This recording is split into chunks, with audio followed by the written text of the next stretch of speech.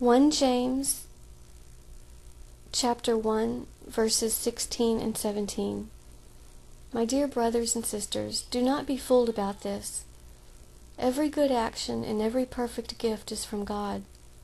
These good gifts come down from the Creator of the sun, moon, and stars, who does not change like their shifting shadows.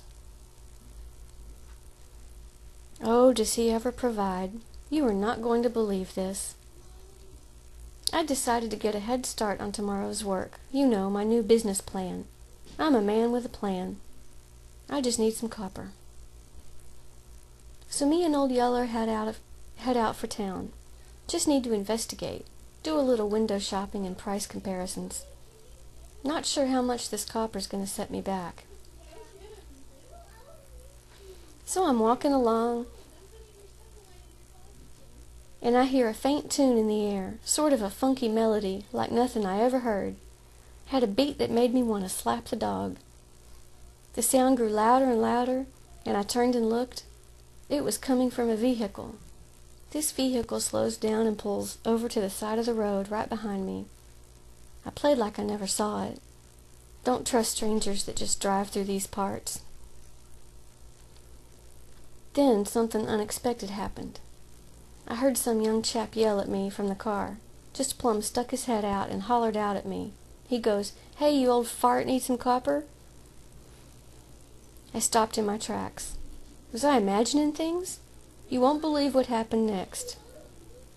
The young chap got out and opened up the trunk. It was filled to the brim with beautiful shining copper, a mother lode.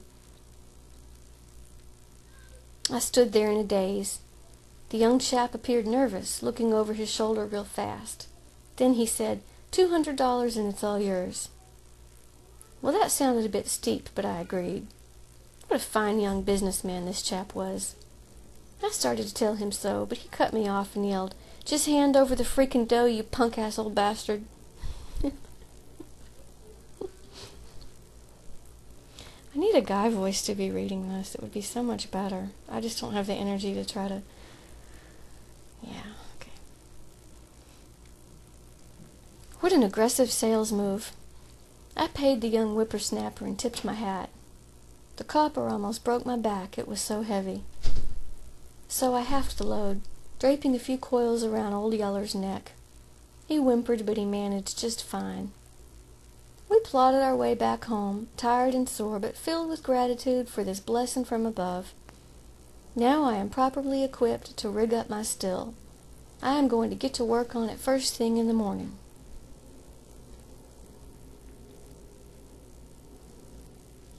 Okay. Romans 8:28. We know that in everything God works for the good of those who love Him. They are the people He called, because that was His plan. Well, shoot, I think I got the wrong kind of copper. What's worse, I got me way too much of it. Way too much of the wrong kind of copper.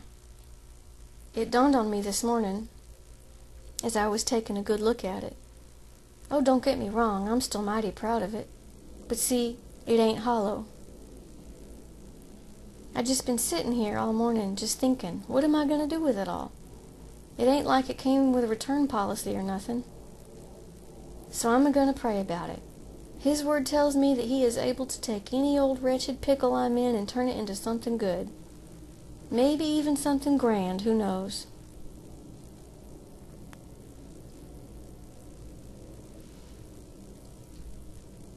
Romans 12:17 through 21.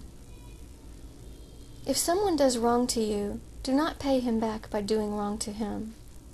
Try to do what everyone thinks is right. Do your best to live in peace with everyone. My friends, do not try to punish others when they wrong you, but wait for God to punish them with His anger.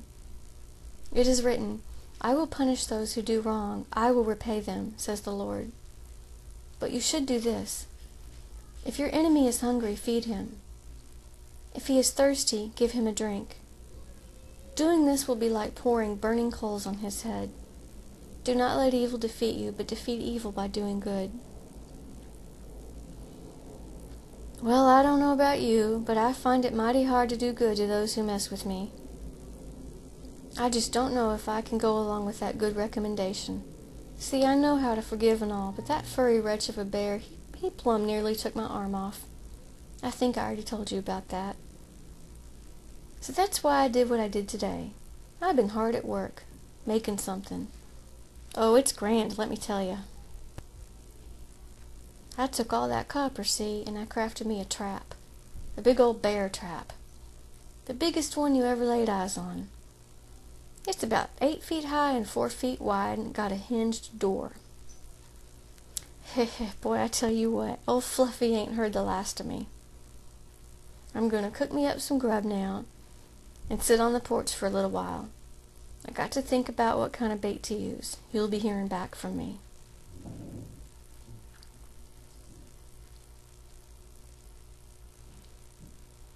Proverbs 29:11.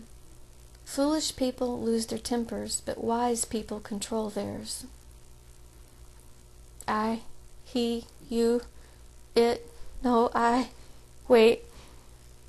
Oh, I can't hardly talk. It's all too much. That bear, the trap. I see, I was all ready to catch him and all. I cooked up some hair and was going to hang it up in the trap. First off, I walked around it a few times, just checking out my handiwork, making sure it was all stable and all. Did a real good inspection. The best rigged bear trap on God's green earth, if you ask me. So I went on in to hang up the hair. I ran a piece of wire through the ears and strung it up that way. I tell you what, I'm a thinking man if there ever was one. It was all set. I was just about ready to step on out of the trap when I noticed something. I plumb forgot to prop the hinged door open. I was trapped like a rabid coon. I tried with all my might to get free, but that darn door would not budge. I tried to pry the copper frame open, no go. I even tried to tip it over, bumping real hard into the sides. Nope, it was no use. I felt my blood boil and my skin get all hot. There could have been steam coming from my ears. I was so sorely angry. I hollered out to the heavens above in my most gruff, guttural wail, "Why, oh God, why?" And then it hit me. I had my trusty harmonica in my boot. I whipped it out and proceeded to make some sweet sounds. I knew it was only a matter of time till Old Yeller would hear and come to my rescue. So there I sat, just me and my harmonica. Finally his mangy butt showed up. He pushed open the trap door for me, and I was able to get out at last. Oh, I'm not through with this, no siree. I'm going to give it another go tomorrow. I'm going to catch me that bear, you'll see.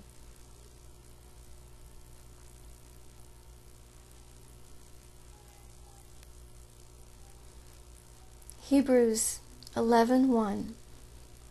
Faith means being sure of the things we hope for and knowing that something is real even if we do not see it. I am trying. I am really trying to keep the faith right now. First off, I forked over a lump of cash for the wrong kind of copper. I had been saving that money up for 3 years. Not for copper, though. I was wanting to take a few courses at the community college in town. I was thinking about becoming a mortician. Then I get that wild hair to make and sell moonshine, and then it all got out of control in my head. Next thing I know, I'm caught in my own trap. Shoot. Never fails. Every time I try to wrangle up some good plans, some highfalutin ideas, seems like they mess up faster than your mother-in-law's tongue. I'm like a beaver with no teeth, a dog without a tail, a snake without a rattle, and a bald eagle with no pride. I'm a pitiful failure.